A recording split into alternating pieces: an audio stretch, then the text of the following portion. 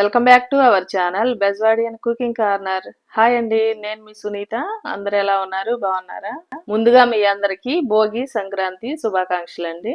ఈ రోజు మన ఛానల్లో నేను తయారు చేయబోతున్న రెసిపీ సంక్రాంతి స్పెషల్ గా అరిసెలను ప్రిపేర్ చేస్తున్నానండి. నా స్టైల్లో నేను ఎలా చేస్తానో చేసి చూపిస్తాను. ఇదైతే విలేజ్ స్టైల్లో చేస్తున్నానండి. మా అమ్మ వాళ్ళు ఈ విధంగా చేసేవాళ్ళు అనమాట. మా అమ్మ వాళ్ళు చేసిన స్టైల్లో మీకు చేసి చూపిస్తాను. దీనికోసం ముందుగా కేజీ-పావు రేషన్ బియ్యాన్ని తీసుకున్నానండి.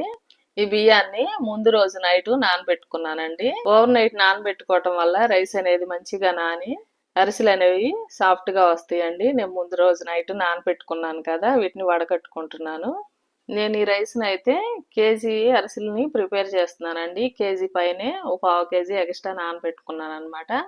పిండి ఒకవేళ తక్కువ అయితే ఇబ్బంది అవుతుంది కదా, అందుకని పావు కేజీ ఎక్స్ట్రా నానబెట్టుకున్నాను. ఈ బియ్యం కొంచెం తడిగా ఉండగానే పిండి పట్టించుకోవాలండి. ఇలా పిండి పట్టించుకొని తీసుకొచ్చాను. ఇప్పుడు ఈ కేజీ పిండికి వచ్చి 800 గ్రాములు అరిసెల బెల్లాన్ని తీసుకున్నానండి, తరిగి పెట్టుకున్నాను. నేనైతే ఇప్పుడు ఈ అరిసెల్ని కట్టెల పొయ్యి మీద ప్రిపేర్ చేస్తున్నానండి. ముందుగా పొయ్యి వెలిగించుకుంటున్నాను. పొయ్యి వెలిగించుకొని వెడల్పాటి గిన్నెను పెట్టుకున్నానండి. తర్వాత పిండి కలుపుకోవాలి కదా మనము. వెడల్పాటి గిన్నె అయితే బాగుంటుంది. ఇప్పుడు బెల్లాన్ని వేసుకొని ఒక గ్లాసు వాటర్ పోసుకున్నాను.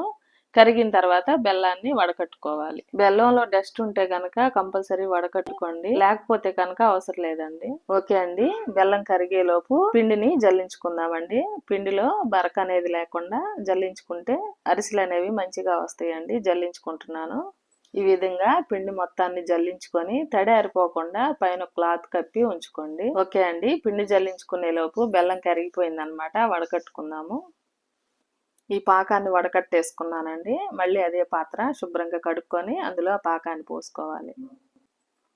ఓకే అండి, బెల్లం పాకం మరుగుతుంది కదా, మధ్య మధ్యలో చెక్ చేసుకుంటూ పాకం వచ్చే వరకు కలుపుకుంటూ ఉండాలి. ఓకే అండి, పాకం కొంచెం మరుగుతూ ఉన్నప్పుడే 2 స్పూన్లు యాలకుల పొడి వేసుకోవాలి. ఇక్కడ నేనైతే పాకం పట్టేటప్పుడు చెక్ చేసిన వీడియో మిస్ అయింది అనమాట, ఆ క్లిప్పింగ్. అందుకని నేను మళ్ళీ మీకోసం ప్రిపేర్ చేసి చూపిస్తున్నాను. ఇలా పాకం కొంచెం దగ్గరగా పడేటప్పుడు ఎలా చెక్ చేసుకోవాలండి. ఇదిగో చూస్తున్నారు కదా, ఇప్పుడైతే రాలేదన్నమాట. మళ్ళీ 1 నిమిషం పాటు ఉడికించి మళ్ళీ చెక్ చేశానండి. చూస్తున్నారు కదా, ఇలా వస్తే పాకం సరిపోతుంది. చూస్తున్నారు కదండి, ఇలా వేసుకున్నప్పుడు ఇలా జెల్లీ లాగా రావాలన్నమాట, సాఫ్ట్ గా. ఇలా ఉంటే అరిసెల పాకం వచ్చేసినట్లేనండి. ఇలా ఉంటే సరిపోతుంది. పాకం మరీ గట్టిగా వచ్చింది అనుకోండి, మనం అరిసెలు తినేటప్పుడు చాలా గట్టిగా ఉంటాయి అన్నమాట. ఓకే అండి, పాకం వచ్చేసిన తర్వాత పొయ్యి మీద నుంచి దించేసుకోవాలి. అందులో కొంచెం నెయ్యి యాడ్ చేసుకుంటే అరిసెల టేస్ట్ బాగుంటుంది. ఆ తర్వాత కొంచెం కొంచెం పిండి పోసుకుంటూ అలా కలుపుకుంటూ ఉండాలండి. ఓకే అండి, పిండిని పోసి కలుపుకునేటప్పుడు కంపల్సరీ స్టవ్ మీద నుంచి కిందకి దించేసుకోవాలండి. పొయ్యి మీద నుంచి కలుపుతారు కొంతమంది, గట్టిగా అయిపోతుందండి. కిందకి తీసుకొని కలుపుకోవాలి. ఈ పిండిని కలుపుకునేటప్పుడు ఎక్కువ క్వాంటిటీ పిండి వేయకుండా కొంచెం కొంచెం వేసుకుంటూ నిదానంగా ఉండలు లేకుండా కలుపుకోవాలి. చూస్తున్నారు కదా, ఇలా కలుపుకోవాలండి. కొంచెం ఇలా జారుడుగా ఉండేటట్లు కలుపుకోవాలి. ఇలా ఉంటే సరిపోతుందండి. కొంచెం ఆరేటప్పటికి గట్టి పడుతుంది అనమాట.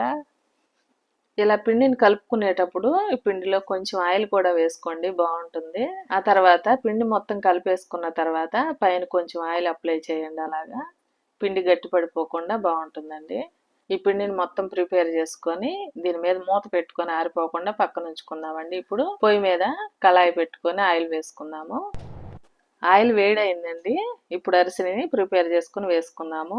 ముందుగా నువ్వుల అరిసెని ప్రిపేర్ చేస్తున్నాము. ఈ అరిసెలు అయితే మా తోడుకోడలు మనవరాలు వచ్చిందండి మా ఇంటికి పండక్కి, ఆ పాప చేసింది అనమాట. ఈ అరిసెలు అయితే చాలా బాగా చేసింది కదండి పాప. నేనైతే వీటిని ఫ్రై చేస్తున్నాను.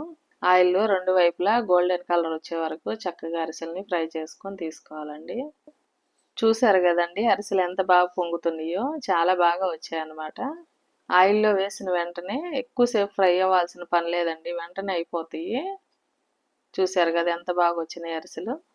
ఓకే అండి, మంచిగా అరిసె ఫ్రై అయిపోయింది కదా, ఇలా తీసేసుకోవాలండి. నా దగ్గర అయితే అరిసెల గరిటెలు లేవన్నమాట, నేను అందుకని వీటితోనే తీసానండి.